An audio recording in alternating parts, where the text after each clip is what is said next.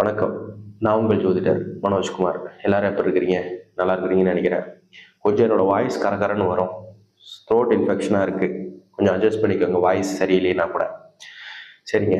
நம்ம சேனலை தொடர்ந்து பார்த்துட்டு இருக்கிறவங்களுக்கும், சப்ஸ்கிரைப் பண்ணுறவங்களுக்கும், ஷேர் பண்ணுறவங்களுக்கும் என்னோட ரொம்ப நன்றி. புதுசாக யாராச்சும் நம்ம சேனலை பார்க்குறீங்க அப்படின்னு சொன்னோம்னா சப்ஸ்கிரைப் பண்ணிக்கோங்க. அப்படின்னா தான் அடுத்தடுத்து போடக்கூடிய வீடியோஸில் என்னென்ன புது விஷயங்கள் சொல்ல போகிறோம் அப்படிங்கிறது கண்டினியூஸாக பார்க்க முடியும். ஒவ்வொரு வீடியோவில் மட்டும் பார்த்தீங்க அப்படின்னு சொன்னால் ஒரு சில விஷயங்கள் கேட்குற மாதிரி இருக்கும், ஒரு சில விஷயங்கள் விடுபடுற மாதிரி இருக்கும். இப்போ நம்ம குணாதிசயத்தை பற்றியே நம்ம பேசுவோம். அதனால் கண்டினியூஸாக நம்ம சேனலை பார்த்துட்டு வாங்க. அப்படின்னா தான் உங்களோட ராசிக்கு என்னென்ன புரிதல் இருக்குன்னு சொல்லிட்டு தெரிய வரும்.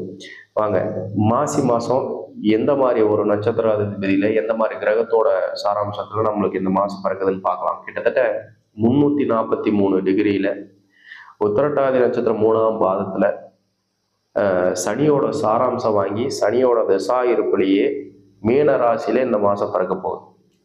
கிட்டத்தட்ட இந்த கோச்சார கிரகங்கள் எந்தெந்த இடத்துல இருக்கிறாங்கன்னு பார்க்குறோம் காலபுருஷ சக்கரத்தின்படி. அப்ப மேச ராசியில குரு உட்கார்ந்துடுறாரு.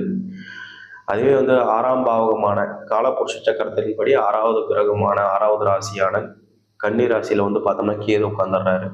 அப்புறம் மகர ராசிக்கு வந்துடுறோம். அந்த மகர ராசியில பார்த்தோம்னா 4 கிரகங்கள் அடைவடைஞ்சிடுறாங்க.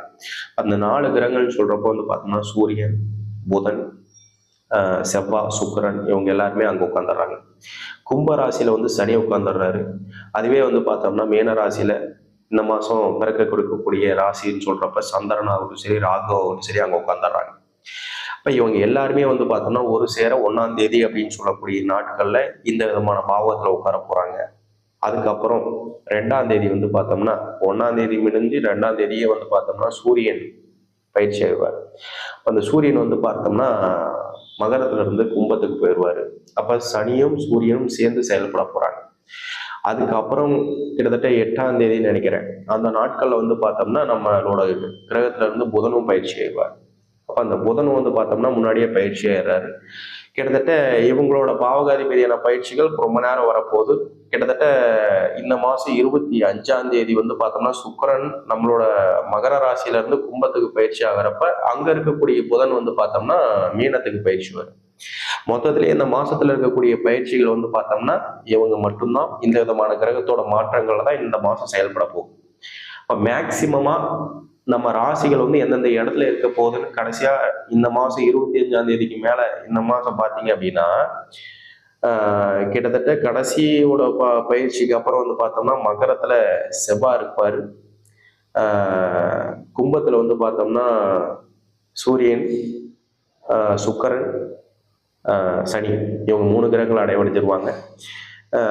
கடைசியில மீனத்துக்கு பார்த்தோம்னா புதன் உட்காந்துருவாரு, ராகு உட்காந்துருவாரு.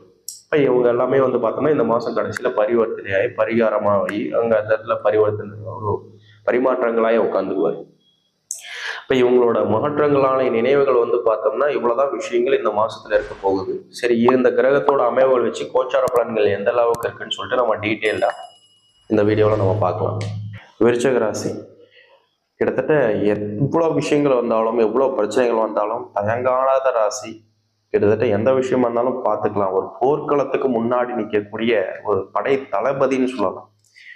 அப்ப அந்த படை தளபதியை பொறுத்த வரைக்கும் எந்த விஷயத்த வேணாலும் ஒரு கட்டளை வந்துருச்சு அப்படின்னு சொன்னோம்னா அது எப்படியாப்பட்ட இறந்தமாலாம் அடிச்சு துவம்சம் பண்ணிட்டு அவங்க எல்லாமே அந்த ரத்த காடா ஆகிற வரைக்கும் அவங்க கம்முன்னு விட மாட்டாங்க. அப்ப அந்த அளவுக்கு புறங்கண்டு ஓடுவதில்லைன்னு சொல்லுவாங்க. அப்போ ஒரு படை வீரரா படை தளபதியா முன்னாடி ஒரு நாட்டுக்காக உயிர் இழக்கிறதுக்கும் ஒரு நாட்டுக்காக முன்னின்று ஒரு வேலைகள் செய்யறதுக்கும் முக்கியமான காரகத்துவமா இருக்கக்கூடிய ஒரு தலைமை அடைக்கக்கூடிய ஒரு வாய்ப்பு அப்படின்னு சொல்றப்ப இந்த விருச்சிக ராசி நண்பர்களை சொல்லலாம். அப்ப இவங்க பார்த்தோம்னா எந்த விஷயமா இருந்தாலும் போல்டா இறங்கி செய்யறதுலையும் பேசக்கூடிய விஷயத்திலையும் ஒரு ஒரு அட்ஜஸ்ட்மெண்ட் பண்ணி கொடுக்கறதுக்கு போறதுக்கோ இல்லை அவங்க பார்த்தோம்னா ஒரு நம்பினோருக்கு ஒரு ராஜா இருக்கிறாரு அப்படின்னு சொன்னோம்னா அவர் நம்ம நம்பிட்டாரு அப்படின்னு சொன்னோம்னா அவங்களுக்காக என்ன வேணாலும் செய்யலாம், உயிரே கூட கொடுக்கலாம் துச்சமா நினைக்கக்கூடிய ஒரு ராசி. ஒரு சிலர் பார்த்தோம்னா தயங்குவாங்க. அந்த தயங்கறதுக்கான வாய்ப்பு இந்த விருச்சிக ராசிக்கு கிடையவே கிடையாது. எந்த ஒரு விஷயமா இருந்தாலும் பாருங்க, நல்லா ஒன்று வாட்ச் பண்ணி பார்த்தீங்கன்னா தெரியும். இந்த விருச்சிக ராசிக்காரங்க நண்பரா இருந்துட்டாங்க அப்படின்னு சொன்னோம்னாவே அவங்க எந்த விஷயத்தை செய்கிற மாதிரி இருந்தாலும் ஒரு அடாவடியாக செய்வாங்க. அந்த அடாவடியாக செய்கிறப்பையும் அதில் ஒரு தெளிவான ஒரு விஷயங்கள் உண்டு, போல்டான சிந்தனைகள் உண்டு. இறங்குற வரைக்கும் யோசிக்க மாட்டாங்க, இறங்கிட்டா அதுக்கப்புறம் யோசித்து பலன் இல்லைன்னு நினைக்கக்கூடிய ஒரு ராசி. அப்போ அது தொழில் ரீதியான விஷயங்கள் இருக்கலாம், படிப்பு சார்ந்த விஷயங்களா இருக்கலாம், இல்லை அவருக்கு உயிர் சேதனங்கள் ஆகக்கூடிய சூழ்நிலை கூட இருக்கலாம். இப்போ எந்த ஒரு போல்ட்னஸாக இருந்தாலும், எந்த ஒரு ப்ரெஷரைசரான டைமாக இருந்தாலும் சரி, அவங்க பின்னாடி நோக்கி போகிறதுக்கான வாய்ப்புகள் கிடையாதுங்க. அவங்க இறங்கிட்டாங்க அப்படின்னு சொன்னா சாதிக்கிறதுக்கான வாய்ப்புகள் நிச்சயமாக உண்டு. இன்னொரு விஷயத்துல சொல்லணும்னா, இவங்க எந்த அளவுக்கு ஒரு ஒர்க்கிங் சென்டென்ஸ்ல இருக்கிறாங்களோ அதே மாதிரி அவங்க ஃபுட் அடிக்டாகவும் இருப்பாங்க. அப்ப இவங்களை கரெக்ட் பண்றதுக்கு, இவங்களை ஒரு விதத்துல நம்மளுக்கு சப்போர்ட்டா வர வைக்கிறதுக்கான வாய்ப்புகள் ஃபுட் அடிக்டா இருக்கிறதுனால, ஒரு ருசியா ஒரு சாப்பாடு கீப்பாடு ஒரு ஹஸ்பண்டுக்கு செஞ்சு கொடுக்கறதோ இல்லை மனைவிக்கு செஞ்சு கொடுக்கறதோ இந்த மாதிரி செய்து கொடுத்தீங்கன்னாவே அவங்க மேக்சிமம் நீங்க சொல்ற பேச்சை கேட்பாங்க. அதனால அந்த ஃபுட் அடிக்டான ஒரு ராசின்னு சொல்லலாம். அதே மாதிரி அவங்க செயல்படக்கூடிய விஷயங்கள் பார்த்தோம்னா கொஞ்சம் கோபமா இருக்கிறாங்க, கொஞ்சம் ப்ரெஷரைஸ்டாக இருக்கிறாங்க அப்படின்னு சொன்னா அவங்கள விட்டு கொஞ்சம் டிஸ்டன்ஸ் மெயின்டைன் பண்ணிட்டு அதுக்கப்புறம் சமாதானம் ஆனதுக்கப்புறம் போய் பேசுனீங்கன்னா மறுபடியும் பழையபடி ஆயிடுவாங்க. ஆனால் அதே நேர காலங்களே இருந்து பேசுறீங்க அப்படின்னு சொன்னோம்னா நீங்கள் எவ்வளோ வயசானவங்களா இருந்தாலும் சரி, எவ்வளோ க்ளோஸாக இருந்தாலும் சரி, எவ்வளோ சென்சிட்டிவான பர்சன்ஸாக இருந்தாலும் சரி உங்களுக்கு ஹெர்ட் ஆகும்னு நினைக்க மாட்டாங்க. அப்போ அவங்களுக்கு தேவையான விஷயங்கள் தேவையான டயத்தில் அடமெண்ட்டாக கிடைக்கும். அப்போ அந்த மாதிரி சூழ்நிலையில அவங்களை புரிஞ்சு நடந்துக்கிறது அப்படின்னு சொல்றது நம்மளுக்கு தேவையான ஒரு விஷயங்கள். அவங்களுக்கு பக்குவங்கிறது கொஞ்சம் குறைவு. அதுவே பார்த்தோம்னா ஒருத்தரை நம்பிட்டாங்க, ஒருத்தர் பார்த்தோம்னா இதுதான் எனக்கு சரியா இருக்கும் சூட்டபிள் நம்பிட்டாங்க அப்படின்னு சொன்னோம்னா, இந்த படத்துல ஒரு சில சீன்ஸ் வரும்னா, நீங்க என்னதான் விலகி போனாலும் நான் என்னமேட்டு விட மாட்டேன் அப்படின்னு சொல்லக்கூடிய டைலாக்ஸ் எல்லாம் நிறைய கேட்டிருப்பீங்க. அந்த மாதிரி பார்த்தோம்னா அவங்க நம்மளை ரொம்ப நெருங்கிடுவாங்க. அப்ப நெருங்குறப்ப பார்த்தோம்னா அவங்களோட பாசம் ரொம்ப அதிகமா இருக்கும். பாசம் அதிகமா காட்ட மாட்டாங்க, காட்டினாலும் அளவுக்கு மிஞ்சின பாசமா தான் இருக்கும். வெறுக்க மாட்டாங்க, அப்படி வெறுத்தாலும் அளவுக்கு மிஞ்சின வெறுப்பா தான் இருக்கும். அப்ப இந்த மாதிரி விஷயங்கள் இருக்கிற பட்சத்துல நம்மளுக்கு தேவையான பலம் இன்னைக்கு உங்களோட ராசியாதிபதியான செவ்வாய் ஒரு யாருங்க, ஒரு சகோதர காரகாதிபதினு சொல்லலாம்.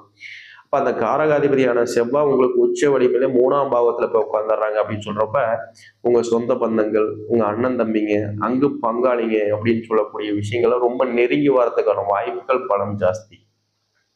இப்போ சொந்த பந்தம் உங்களோட ரிலேஷன்ஷிப்ல உங்களோட அண்ணன் தம்பிங்களோட உறவுல அக்கா தங்கச்சிக்கான உறவினங்கள்ல பார்த்தோம்னா ரொம்ப ஒரு க்ளோஸான ஒரு பாண்டிங் கிடைக்கும். அப்போ ஒரு திருமணம் ஒருத்தருக்கு ஆக போகுது, இல்லை ஒருத்தருக்கு வெளியில போய் ஹாஸ்டல்ல தங்கி படிக்க போறாங்க, இன்னொருத்தர் நம்ம வீட்லயே இருக்க போறாங்க அப்படின்னு சொல்றப்ப இவங்களுக்குள்ளார அந்த பிரிவினைகளே ரொம்ப மைண்ட் ரீதியான ஒரு பலம் குறையும். அப்ப அவங்களுக்குள்ளார ஒரு பாண்டிங்கிறது அதிகமான ஒரு விஷயத்த கொடுக்கக்கூடிய ஒரு மாதமா இந்த மாசி மாசம் இருக்குங்க. அப்ப செவ்வாய் உங்களுக்கு உச்ச வலிமையில இருக்கிறனால அவங்களால சாதக பலனும் உண்டு. அப்போ ஒருத்தர் வெளியில ஒரு அண்ணன் ஒருத்தர் வெளியில இருக்கிறாங்க, ஒரு அக்கா வெளியில இருக்கிறாங்க, சம்பாதிச்சிட்டு இருக்கிறாங்க அப்படின்னு சொல்றப்ப அவங்களால நம்மளுக்கு ஆதாயம் அதிகமா உண்டு, பலம் உண்டு. 4ஆம் பாவத்துல பார்த்தோம்னா இன்னைக்கு சூரியன் ஆகட்டும், சனி ஆகட்டும் சரி, புதனும் ஆகட்டும் சரி பயிற்சியாக உட்கார போறாங்க. மாசம் கடைசியில சுக்கிரனும் பயிற்சியாக போறாரு. அப்ப இவங்கெல்லாம் கும்ப ராசியில போய் உட்கார போறாங்க உங்களுக்கு 4ஆம் பாவகத்துல அப்படின்னு சொல்றப்ப ஆடம்பரமான விஷயங்கள் உங்களுக்கு ஏற்படுத்தி கொடுக்கும். ரொம்ப நாளா பெண்டிங்கில் இருக்கக்கூடிய விஷயங்கள், பிரச்சனைகள் உங்களுக்கு சாதக பலனா அமைச்சு கொடுக்கறதுக்கான வாய்ப்புகள் உற்பத்தி பண்ணி கொடுக்கும். அப்ப அந்த சாதக பலன் அப்படின்னு சொல்றதுக்கான ஒரு பயன்பாடுகளை நீங்க முக்கியத்துவம் கொடுத்து செயல்பட்டீங்கன்னாவே எல்லா விதத்திலையும் உங்களுக்கு சப்போர்ட் பண்ணி செக்யூர் பண்ணி கொடுத்துரும். அப்ப ரொம்ப நாளாக எங்களுக்கு விரயத்துல இருந்துச்சு, ரொம்ப நாளா ஒரு பிரச்சனை இருந்துச்சு, ஒரு சொத்து சுகம் ஆகட்டும் சரி, ஒரு ஏற்கனவே அட்வான்ஸ் கொடுத்துருந்தேன் அது பெண்டிங்ல இருக்கு, அது எதனாச்சும் ஒன்று கிளியர் ஆகி நம்மளுக்கு வருமா அப்படின்னு சொல்றது, இந்த மாதிரி ஒரு வாய்ப்புகள் நிச்சயமா உங்களுக்கு பலம் சேர்த்து கொடுக்கும். முன்னேற்றத்துக்கான ஒரு பாதைன்னு சொல்லலாம். அடுத்த கட்ட ஸ்டேஜ் டெவலப்மெண்ட் இது சார்ந்த விஷயங்களுக்கு எந்த ஒரு முயற்சி ஆனாலும் தாராளமா எடுங்கன்னு சொல்லுவேன்.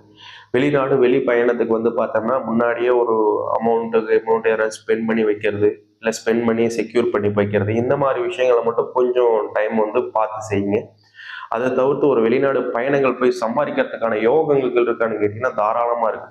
அதுல எவ்விதமான மாற்றங்கள் கிடையாது. அதே மாதிரியே ஒரு வெள்ளாற்று பார்த்தோம்னா அணை போட்டு தடுக்க முடியாதுன்னு சொல்லுவாங்க. அதே மாதிரி உங்களோட வேகத்தை எதனாலையும் தடுக்க முடியாது. அந்த தடுக்க முடியாததுக்கான யோகமான டைம் உங்களுக்கு உதவி செய்யறப்ப அதுக்கு தகுந்தாற் போல அந்த வேகத்திலேயே நம்மளும் போயிடணும். அந்த வேகத்துல போகிறப்ப நல்ல டெவலப்மெண்ட் உங்களுக்கு கொடுக்கறதுக்கான ஒரு மாதங்கள் அடுத்தடுத்த மாத காலங்கள்லாம் வரும். அதை தயவு செய்து தொடர்ந்து பயன்படுத்தி அதுக்கான ஒரு பலம் சேர்த்துக்கிறதுக்கான முயற்சியில உங்களுக்கு லைஃப்ல அடுத்த கட்ட ஸ்டேஜுக்கு போக என்னோட பரிபூர்ண வாழ்த்துக்கள். நன்றி, வணக்கம்.